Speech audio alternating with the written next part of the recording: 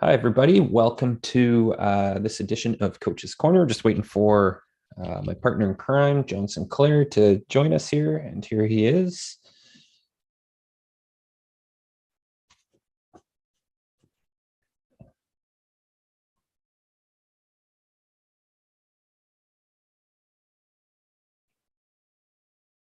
There he is. All right. Sorry about that, everybody. Got a little mix up there, John. Can you hear me? I got you now. Awesome.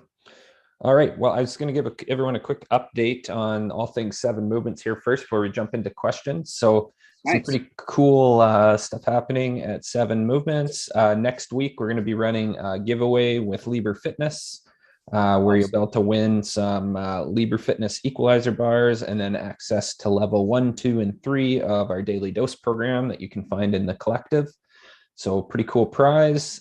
So keep an eye out on that on our Instagram and Liber Fitness's Instagram if you want to jump over there. We have some really cool research coming up.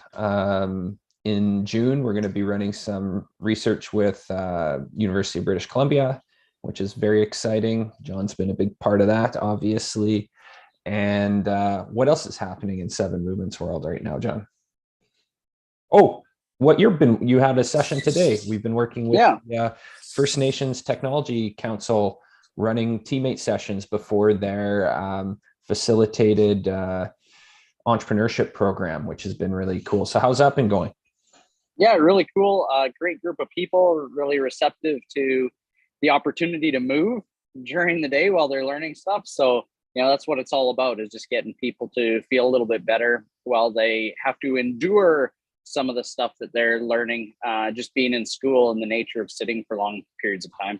Yeah, so really cool. So if you're out there listening and you'd like John or someone from the Seven Movements team to show up on your Zoom call to kick off a meeting or something like that, we've got a program called Teammate that will show up and give you a quick 7-minute microdose of movement, and you'll get to see John's smiling face for 7 minutes to start your day. So well worth the price of admission for sure.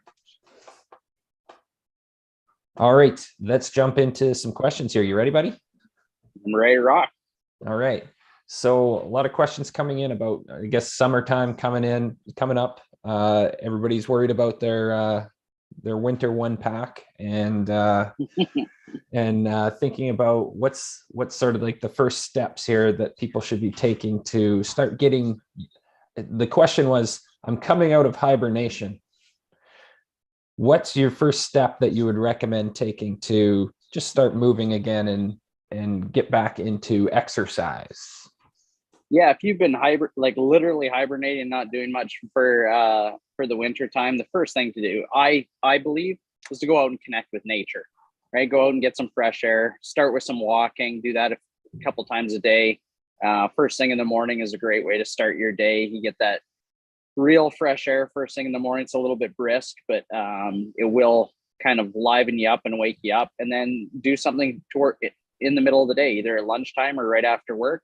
Go for another walk, and then do that for a couple weeks, and then you should start to feel like your aerobic capacity is improved a little bit, to start challenging yourself with maybe some strength training and or some just smaller doses of high intense activity done a little bit more frequently throughout the day. Nice. So start slow and build up is what I'm hearing, and that's always been our ethos, right? Mm-hmm. So next question, this was a good one, and I really wanted your insight on it. So this is someone who's been using our program a little bit, who suffers from chronic pain, and it's from several different conditions that they have. So there you go, John. I'm suffering from a lot of chronic conditions that limit my ability to participate in exercise. One, how can seven movements help me? And two, how can I get started with exercise when it makes me feel like crap? Yeah, we really got to define. I was talking to one of my clients the other day about this idea of how we define exercise. Yes. And really, exercise by definition, I got this from my good friends at PTA Global way back, is exercise equals movement plus forces. That's it. So if we think of it as being an exercise program, that's different. Exercises fit into an overall program. When we think about moving in general, we want to look at, well, what movements can I do that don't give me pain? And then how do I express my movement by just starting to slowly increase my bubble or my capacity of movement? Okay. And so when we look at our capacity for movement, we're looking at, the way I look at it and the way Seven Movements kind of looks at it, is this concept of expanding your sphere. Okay. Your sphere of movement ability is, a sphere is 3-dimensional, right? And so that requires us to move at different heights. So high to low. It requires us to move at different distances, right? And then it requires us to move in different directions. So if I have the capacity and I triangulate all three of those things, then now that gives me a spectrum or a sphere in which I can move in. If, for example, a movement, let's say the movement itself is a squat, a standing squat. Right. If I squat and try to get my bum as low as I possibly can, and I get knee pain from it, then you moved outside your bubble. So if our functional sphere or our functional bubble is movement within a certain capacity that doesn't bring about pain. Okay, so for each individual, that's different, right? It's going to be, we have to explore what they feel like, where they can move and how far they move, how high to low they move, what directions that they move that don't give them pain. And then from there, we explore, right? As your body starts to move with good rhythm and timing, it will want to move into bigger and bigger distances, long or greater and greater depths. It's going to want to move in different directions, because movement is what our body needs in order for all our systems to function properly. So if you've had chronic pain and your the recipe for managing your chronic pain has been be still, don't move, that's a terrible recipe for you. You have to start to incorporate some movement, but you have to do it within the spectrum of, this is what my bubble is right now. And then eventually my bubble is going to expand. Okay, because pain itself is an output from the brain that tells your body, don't move because there's danger somewhere. There's danger in my body. My body doesn't want me to move. If you judge exercise as, well, I'm going to go to the gym, I'm going to do it for an hour, and I'm going to try and go to this class, and I don't have anyone coaching or cueing me personally, then you're probably going to be stepping outside your bubble a few times, and then you're not going to have an enjoyable experience, and therefore exercise isn't going to work for you. So we have to completely redefine our terms and just think of it in a manner of speaking of, what is my sphere of ability? So what is the sphere of my movement ability? And then how do I stay within that sphere until my body feels less apprehensive to expand that sphere? I like that a lot. And I mean, this is probably something that a lot of people who use Seven Movements come across this, because we have a lot of folks with either chronic pain conditions or just like chronic conditions that limit their ability to, say, traditionally exercise, if we want to use that term. What would you say to some, that's just a follow-up on my own. So what do you say to someone, let's remove like the chronic condition part, so they don't have that limitation. How do you judge how much discomfort you should be putting yourself in order to progress yourself forward in exercise versus not, if you know what I mean with that question? Yeah. I can redo that question if you need me to. Well, when it comes to the neuromechanical system, so that's how we define it at Institute of Motion, but the neuromechanical system is basically your nervous system. So your brain, the nerves, or brain, spinal cord, and the nerves and the muscles that they innervate. You have the muscular system, the fascial system, and the joints. So when those four things come together, think of it as, the gross movement patterns that you're observing, right? So how is the body moving in time and space? That's really what we're looking at, is the global picture. we can dive deep and look at each structure within that. But when we look at that system, so the neuromechanical system, I believe you should not have any discomfort in your movement. Right. Okay. Now, discomfort has a little bit, it's on a spectrum, isn't it? Right. That's right. So I'm thinking of the the person who maybe is like, well, anytime I bend down, I'm just a little uncomfortable. And sure. Right.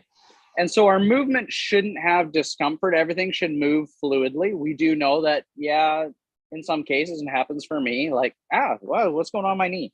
Right? Discomfort. I don't like that. Let's find a strategy for that.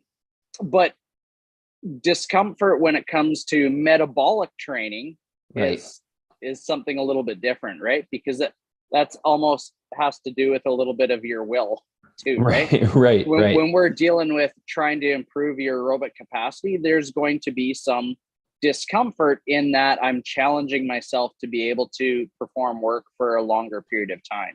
Right. So in order for me to improve my anaerobic system, there is discomfort. It's not a fun thing to do.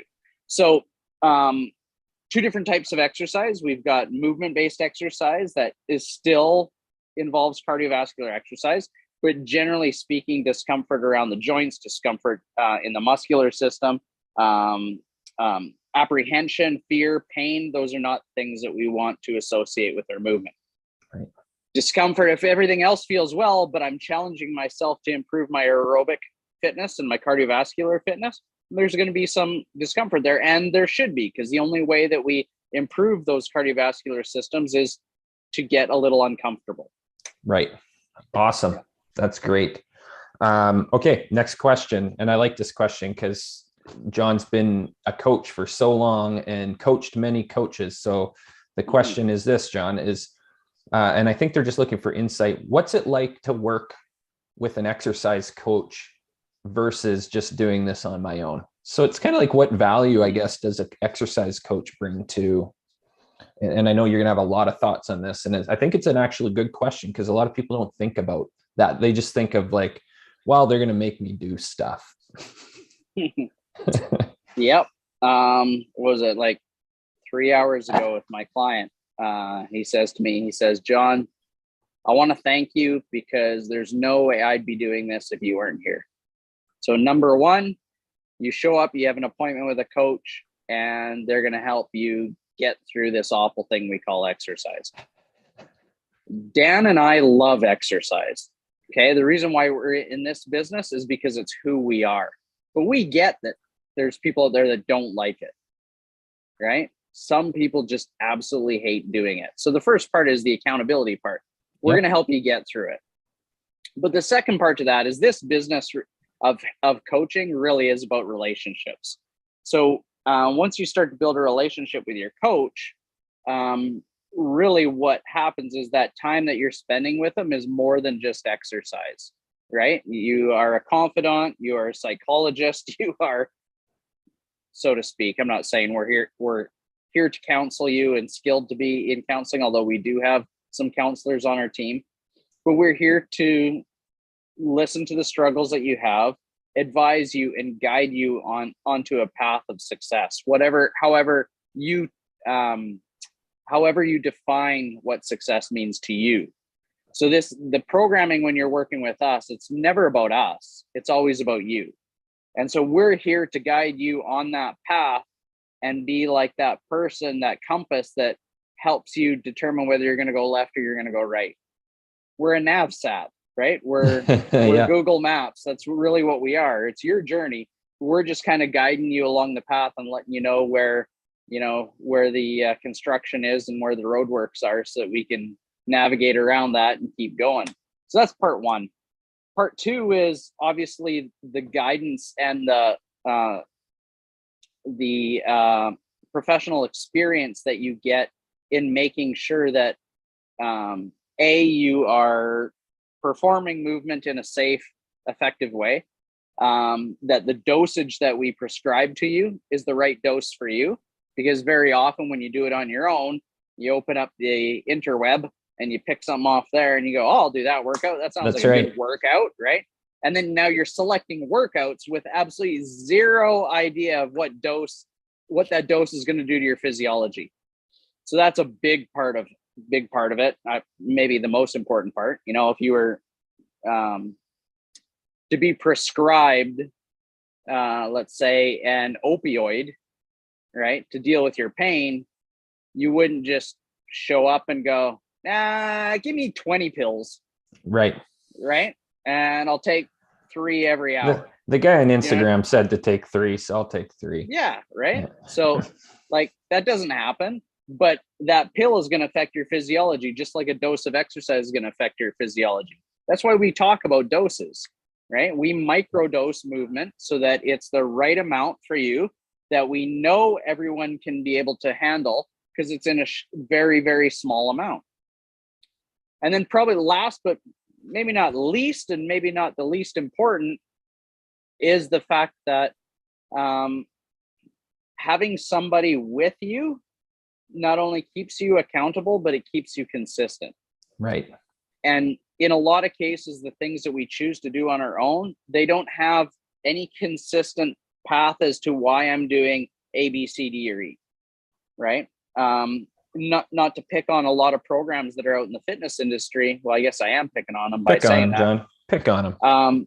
Is that the programs are written with one thing in mind, and that's the outcome of the program, not how it's going to affect you. So what we do is we plan for long-term success. So if you're working with a coach, the coach should be saying, all right, well, where do you want to go? And how can I help you get there? And then we work that plan backwards, right? We don't start where you are today. We look at where you're going to end up, and then we decide how that is going to show up today over the next 365 days, right?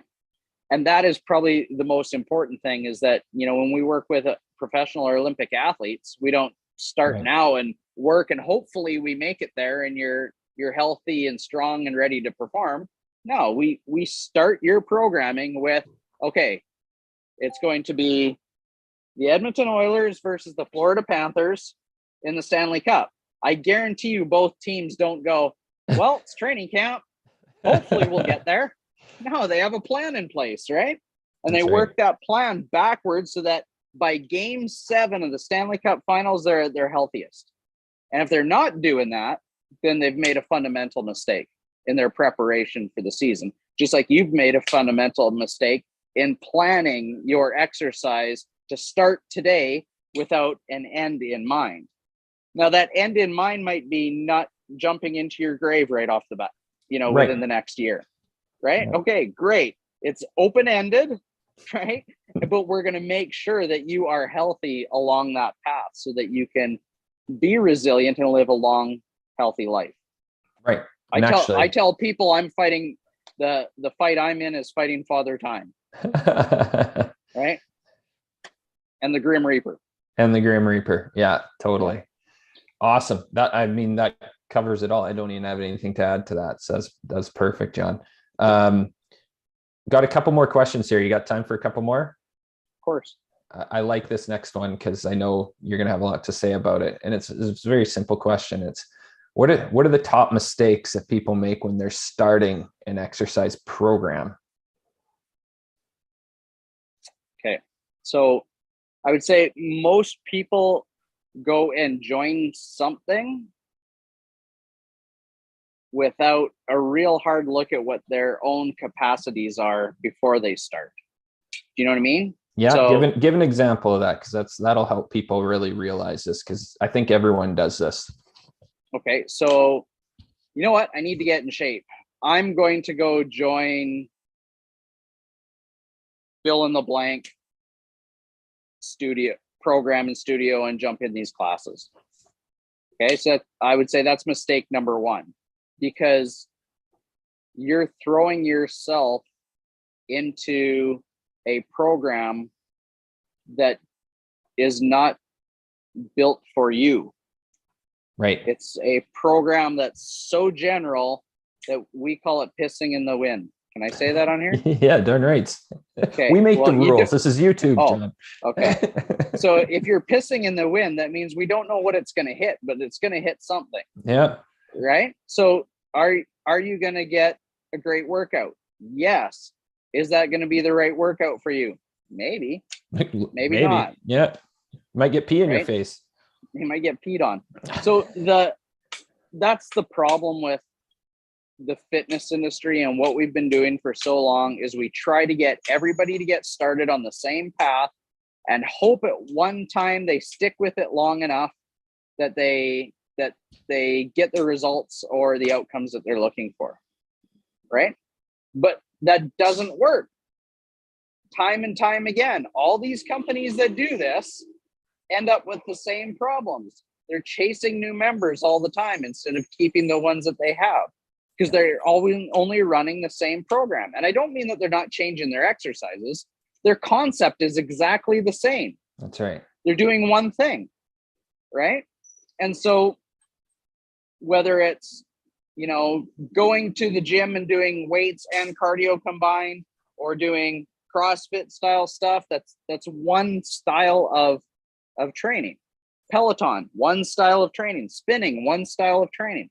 You're doing one thing, but you're going to pay for an entire year to do that one thing when you have a gazillion different things you could do.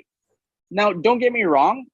If you were really passionate about spinning and that's your thing, That's and that's perfect. what you want to do more than anything else, then you found your place, Yeah. right? You found your community and that's what you love doing. I don't know if most people truly have that one thing that they're most passionate about, right? Especially if they're new to exercise, because they haven't experienced enough of it, right? But we expect those people to fall into that thing, right? Yeah. And that's why they don't stick around, and that's why we fail as an industry, right? And that's why there's people that join gyms and quit all the time, and it hasn't changed. Yeah, we know it's 80%. The numbers don't lie. Like, we track them. The industry tracks them. We know exactly what it is. Yeah. Right. Yeah. But what's cool is most consumers now that are into exercise invest in multiple things. Right. Right. I go and I do yoga, and then I do Orange Theory, and then I go and do swimming, and that's awesome. Right. If that's what you love doing, then great. You're hitting a variable kind of approach to your health and wellness and fitness. And that's what we're looking for. Yeah. We want you to do the things that you love the most. Right. I love it. That's kind of where my mind was going, is I find that a lot of people often don't pick something they like doing when when there's basically infinite possibilities out there for you to move in variety of ways, yet they choose. Only people have told me they go to a certain type of class and they're saying, I hate it, but I got to get my exercise. And I'm like, you do realize there's a lot of different ways you could exercise here. So 100%. So I think that's a really big one. Anything else? The second one I would say, Dan, is that everybody expects that if it's a hard workout, it's better. Talk about that a little bit, because I think people need to hear that one.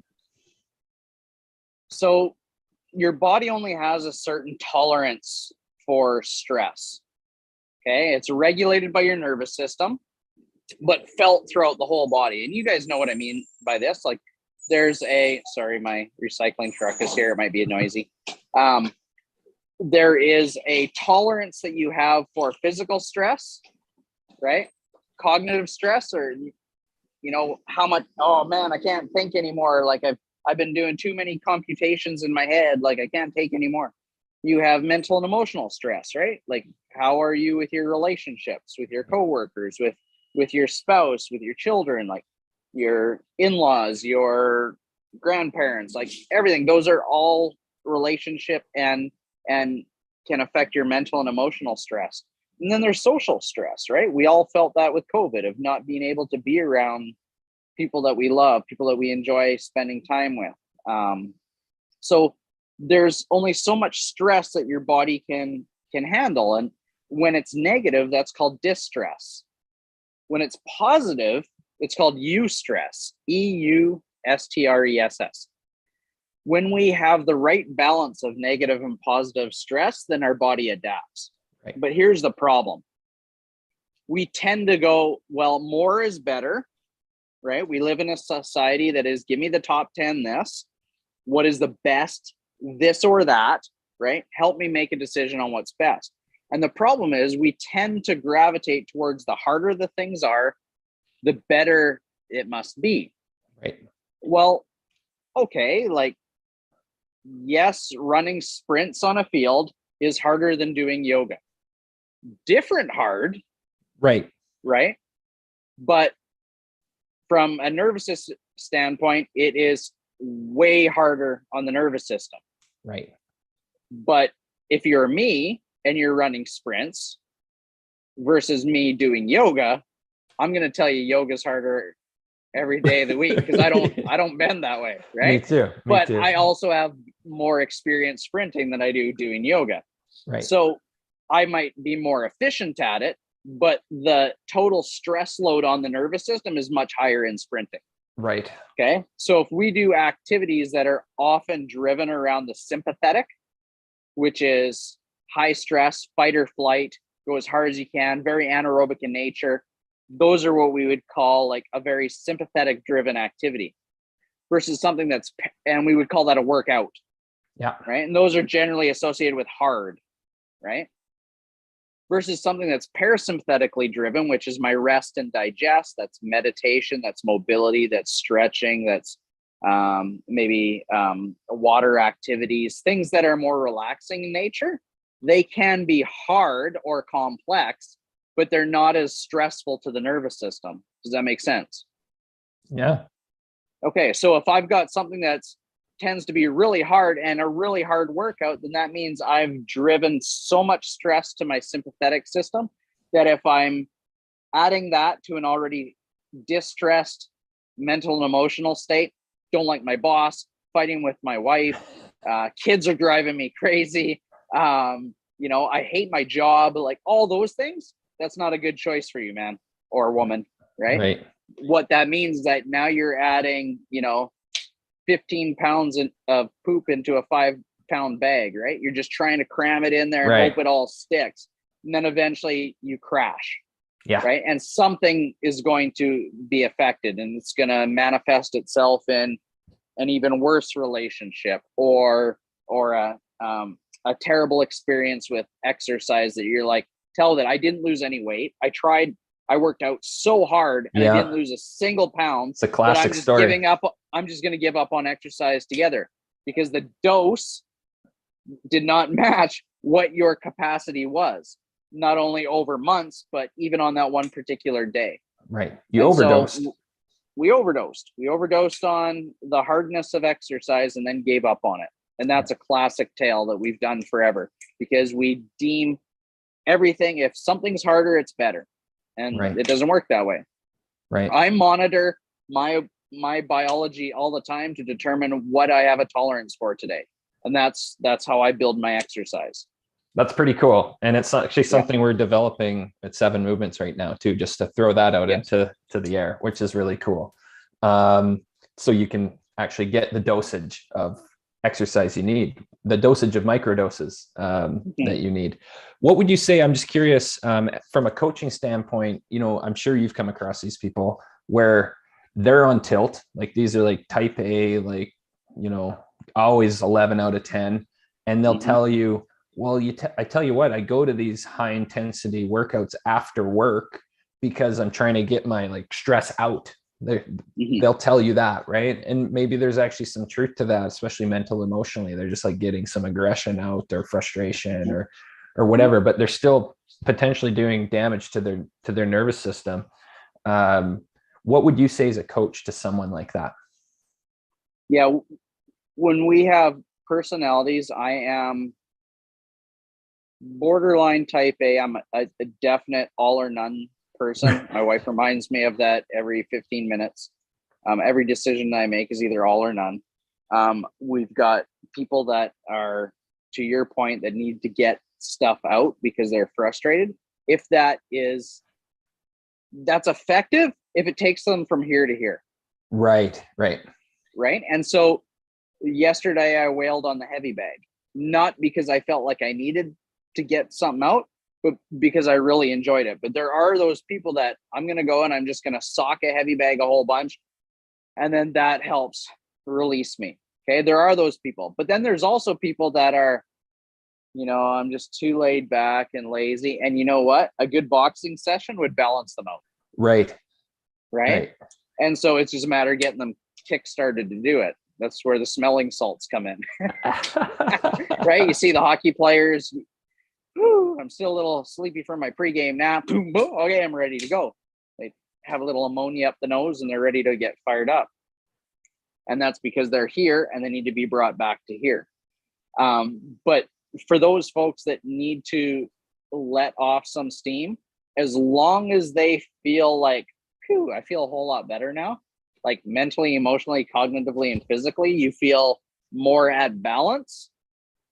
And your balance might be here because you're type A, right? They might not balance here. They might balance here, and that's they might okay be too. Just on tilt. Yeah, it's just their natural state of flow. Yeah, that's right. Yeah, they're a lion, right? They're ready to go all the time, or cheetah ready to pounce. Like that's just where their fulcrum lies, right, as their balance point. And that's okay as long as they can get back to where their homeostasis is. And you're right, that's sometimes dictated by their personality and dictated by what makes them feel like this is who I am, this is where Johnny is, this is where Danny is. Yeah.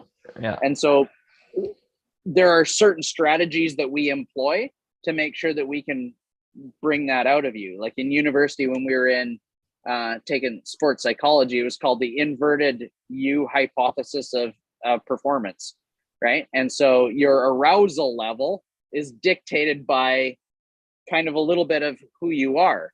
Right. So we would say that the inverted U, right? We've got a U like this, and optimal performance is at its highest when arousal is about midway, which would make sense for this, right? Yep. But some people, it peaks a little bit more this way or a little bit more this way. They need to be really calm in order to perform their best, or they need to be kind of jacked up a little bit to perform their best. Everyone has that slide that you kind of looks more like a bicycle ramp for some people, Yeah. So it just depends on that arousal level and where they feel like they perform at their best. But movements are strategy, or how we organize movements into programs are strategies to get you to perform at your optimal level, right? So if you're low, we do something to bring you a little bit higher. If you're higher, we bring something to get you a little bit lower. We always want to be operating within that window where your performance is at its highest in all those domains, right?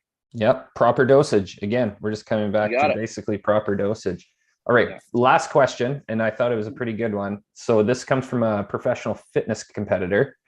And they're like, I'd love to hear Johnny's take on how I could use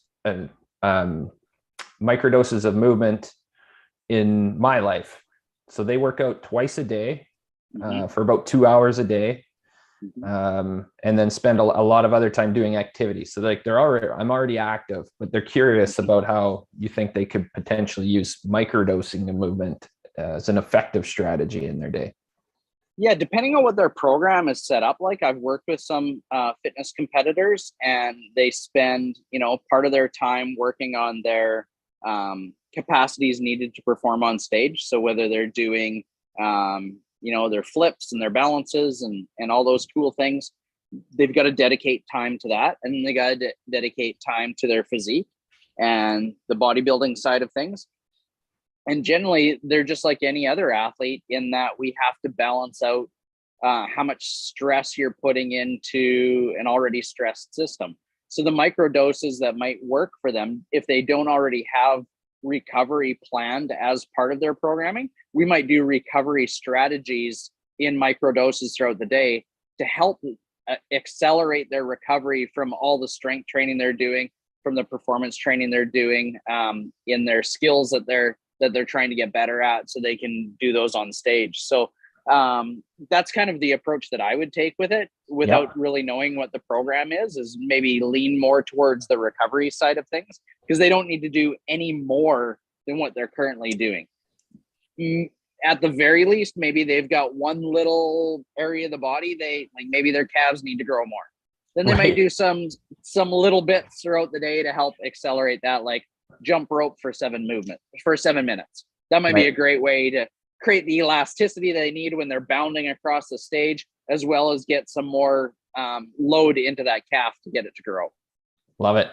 That's amazing. Yeah. That's exactly what I was thinking. And that's pretty much the answer I give to anyone who's like, when they're really active and saying, hey, what could 7 movements, like what could this microdosing movement do for me? One, if you spend time sedentary, it's obvious. You just want to get up, move more frequently. So when you are actively performing in your activity, then that's valuable. But I love the microdosing recovery, because we got a ton of those as well. Those small doses that we could fit in. Awesome. Yep. As always, John, it's been a pleasure having you on. Thank you for all of your answers. We'll see everybody next week.